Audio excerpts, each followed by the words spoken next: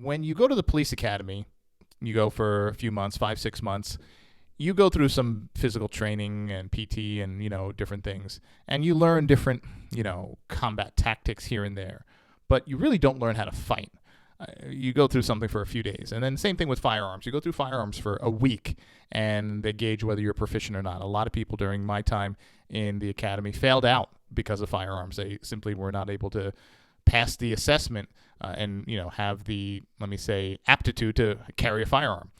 And I would say a lot of the people that got pushed through, they weren't really, they were kind of on the border themselves. So that was one thing. And then you look at the hand-to-hand combat standpoint, and there was literally, I think, one day of it in the police academy. They go over things like handcuffing and things like that, but it really wasn't anything extensive because they're just moving on to the next thing really fast.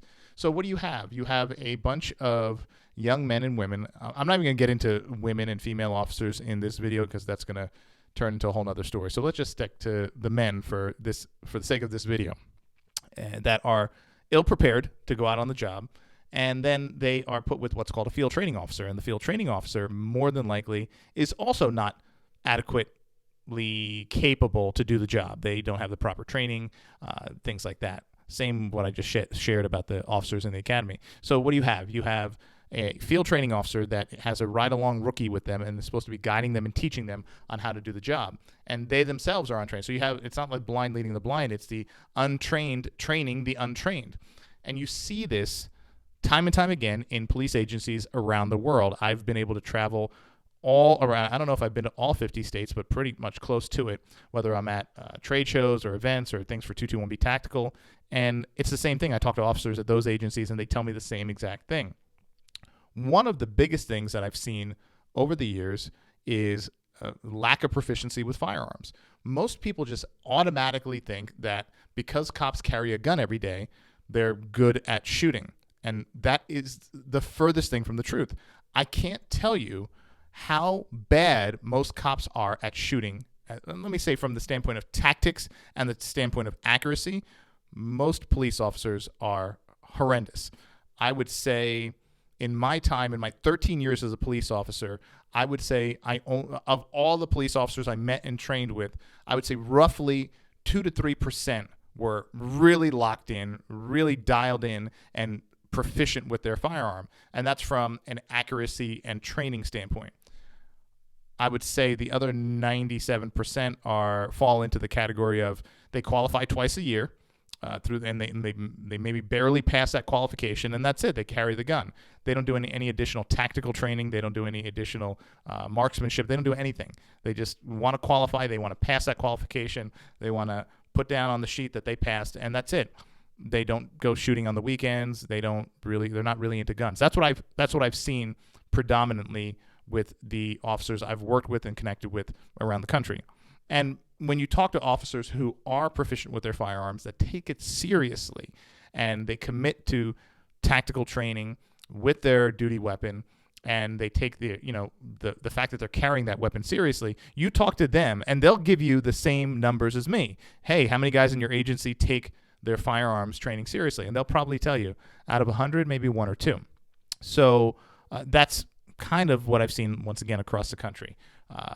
When you look, and so that's from the firearm standpoint, but thankfully most of the time you're not pulling your firearm out. Most of the time you're using two things. You're using your mouth and you're using your hands. And there was an officer I've worked with who called, how you use your voice and your language verbal judo. And he would say, you got to be really good at verbal judo. You got to be better at verbal judo than you are at shooting your gun or using your taser or whatever it might be. And I learned over the years that my voice, my language, what I was speaking to de-escalate certain situations, get information out of certain people, mainly de-escalate situations, was critical. So I had to learn that. I had to hone that. And so I would read books. I would watch videos. I would talk to different people who had high-level knowledge. I talked to psychiatrists, psychologists, and I would talk to them from the standpoint of, if you run into someone like this, what should you be saying? How do you talk to? I actually had a couple of great interactions with some hostage negotiators who gave me some great intel as well. But this was all stuff I had to do on my own. This was not given to us in the police academy. It was not trained into me by my field training officer. was something I had literally had to do on my own when I realized how important that was. To me, another travesty of police work. They're just throwing young men, I was 21, 22, and you're going out into the fire. You're walking into a domestic violence situation at 11 o'clock at night with a couple who's been, together, married for 15 years, and they got their kid, and and you're like, at the time I didn't even have a dog. I didn't even have a goldfish. I had nothing. So I'm going into this situation as a counselor trying to remedy this melee at 11 o'clock at night or dark 30, and I have no psychological training. I have no counseling training. I have no training, right? So another thing that police officers are grossly undertrained in and ill prepared for. Once again, those who take it serious, they do the work themselves to become better at speaking and better at de-escalating situations. I've talked to a handful of officers who have done that on their own accord. Some have even paid for trainings on their own to learn that skill. Now we get to the actual judo, or using your hands. And I would say maybe about 1% of police officers that I know are adequate with their hands and are properly trained. I don't want to say properly trained, but have the knowledge on how to utilize their body and manipulate someone else's body, whether it's compliance or whatever it might be. I would say it's about 1%. Now, I got to say, when I was a police officer, I was part of the 99. I didn't think jiu-jitsu was anything I needed to learn. I wrestled as a young kid growing up, so I figured I knew how to kind of control my body and somewhat control someone else's body. But that was from like the Greco-Roman wrestling, stance, and from that mindset. I was an athlete. I played sports, so I figured I got a pretty good sense of my body, and I'm pretty strong. I'm pretty athletic. I'm pretty flexible. I should be fine. But I didn't know how to fight. I had no idea how to fight, and I didn't realize just how inept I was at fighting until I started jiu-jitsu, which was after I was finished being a police officer.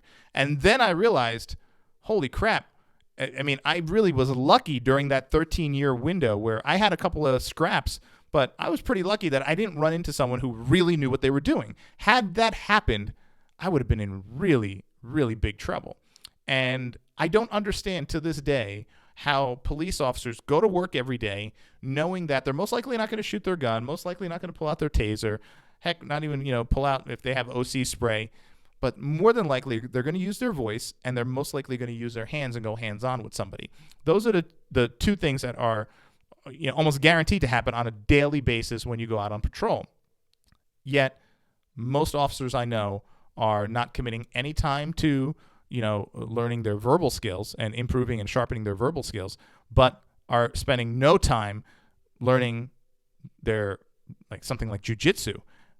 It blows my mind. That is something that I feel like at this point should be mandatory for police officers, because I feel like it would help de-escalate a lot of situations and probably bring use of force reporting down quite a bit, because you learn how to get people in compliance positions and you could use less force and probably, I would say, take a lot of situations that may need to escalate force to higher levels, maybe even draw your weapon, maybe even fire your weapon or your taser, to now being able to control someone and subdue them without having to use those, physical weapons. Like I said, I don't know why. And now I see some agencies getting defensive tactics into play. My buddy Brian now I think is part of and maybe head of the first defensive tactics unit for a police agency, which is incredible. It's nice to see an agency being progressive like that and to implement a part of their agency, a department within their agency for that. But that's just a small step. That's one agency. This should be mandatory for every police agency. And I don't know how everyone who is an officer, especially female officers, for the natural strength disadvantage, how they're not mandatory to have a minimum of a blue belt. How, I don't know. Now, there's certain organizations that are trying to put a dent in this, Gracie Combatives, things like that, and it's great to see. But still, an overwhelming amount of police officers are just like, yeah, I don't need jiu-jitsu. I'm good. And that's really, really scary. So the last thing I'll touch on that I think people think all cops are good at driving because they're just driving around in a police car and they see high-speed chases and things like that. Once again, when it came to driving in the police academy, I think we had 1 week. And then I would say once a year, we had 1 day or half a day of driving training. but it wasn't, and you were doing it with a bunch of other, officers. So everyone got like maybe like a couple of minutes total during that day in the car driving, actually doing the driving tactics, but it wasn't extensive by any means. I would see some horrific driving by police officers that was actually scary. And we've all seen some of these accidents that officers get into, whether they're while they're going to a call or in a pursuit or something like that. And it's a misconception by the public that cops are these great drivers and great at high speed driving. They are not. The majority are horrific drivers and are not good at driving at high speeds. And once again, this is from my experience, not only with my agency, but also with training with people, officers from agencies across the country. I've even done some training with officers and agencies from overseas. And let me tell you, their training seems to be quite a bit more progressive than our training, but that's another story. So that is let me say, the real story when it comes to police officers and training. And it needs to change. It needs to change because we're seeing a lot of incidents more and more these days. We're seeing them more and more because, of course, social media, and everyone's posting every single thing that happens to social media. We're seeing it more. So I don't want to say it's happening more, but we're definitely, as a public, seeing it more. And the public truly has no idea, because what do they know? Most people in the public don't personally know a police officer, and most people in the public have never gone through the police academy, never were a cop, never did the job. So how would they know? So they have all these misconceptions of what cops know and what cops do and their training, and it's all wrong. It's all wrong. Cops are some of the worst with firearms. Most of the cops I know hated guns. They didn't even like carrying them. They are not proficient in self-defense or something like jiu-jitsu. They don't have language skills and speaking skills down to make them, let me say, strong in that field of being able to use your voice and your language to de-escalate situations. And when it comes to driving, operating a motor vehicle, which most cops are doing a majority of the time, most aren't even good at that. And this all goes down to agency level training.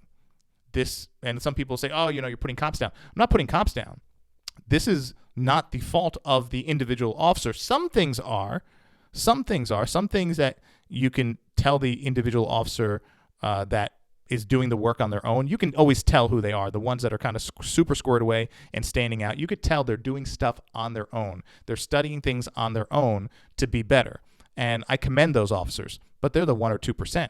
And it's sad. It should be, hey, I have a job that I could potentially die every single day I go out there. Let me do the work so I can decrease the chance of that happening. And you just don't see it. A lot of officers would do it if the agencies offered it, but they don't. The agencies don't offer it. So that's where I go back to saying it's not necessarily the fault of the individual officer, because I think a lot of these officers would do it and would enjoy it if the agencies really pushed it, but the agencies don't. So you have the officers that most of just don't do anything. And then you have the ones that, of course, are the ones who are saying, yeah, I'm going to do this on my own because this job can kill me and I got to train. So that's the reality of police work, and that's the reality of the training that police officers get. This is just a quick rundown of like the real behind the scenes of what officers are trained in and what they know. I'm going to do a more in-depth video on these different topics that I spoke about in this video. The verbal judo, physical combat, jiu-jitsu, driving, and firearms proficiency. I'll do a separate video on that for each of those, because I can go way down, way deeper into those topics and give you some more insights into how the training goes for officers for those things as well. But yeah, it's pretty scary. Now that I've gotten out of police work, I look at some of the things that are going on, and it is truly a miracle that we don't have more police officers who are killed or severely injured in the line of duty. I think it's really just by the grace of God. Hope you guys enjoyed this video. If you guys have any questions about what I spoke, some of the things I shared, let me know. If you were a cop and you went through the academy, you went through training, FTO, whatever, and you can chime in, please, drop it in the comments and let me know. And I want to reiterate this. This is not a knock on any individual police officer by any means. I think this boils down to lack of training offered by police agencies. And when you're in a situation, you have officers in a situation where they realize they're not getting the training that they need, those officers not going out on their own and seeking that training, which is what I did, and it saved me, I think, in a lot of ways. But I think that it's a combination of those two things that is the premise of what I'm speaking here. So anyway, drop something in the comments. Let me know what you're thinking, and make sure you like this video. If you're not subscribed, hit that subscribe button. Helps the channel. Appreciate it. Thanks for watching. I'll see you next time.